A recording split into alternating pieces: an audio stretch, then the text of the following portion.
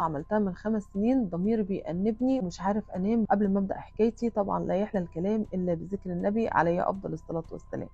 وصاحب المشكلة بيحكي القصة وبيقول: أنا من حوالي 5 سنين تعرفت على جارة ليا وكانت متجوزة، بس اللي عرفته منها إنها ما كانتش مستقرة في حياتها مع جوزها وهي معاها طفل منه.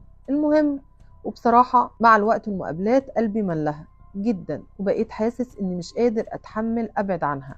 كنت كل ما بفكر إنها مع جوزها كنت بتضايق، وللأسف عرضت عليها إنها تتطلق ونبقى مع بعض في الحلال لأني ما بحبش الحرام.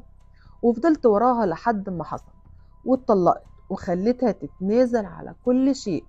والله ما خدتش حاجة منه، وده اللي حصل. وبقالنا 3 سنين مع بعض ومعانا ولد وبنت، وكمان معانا ابنها اللي من جوزها الأولاني. بس طبعا أنا عارف متأكد إني غلطت وغلطة كبيرة جدا، وعارف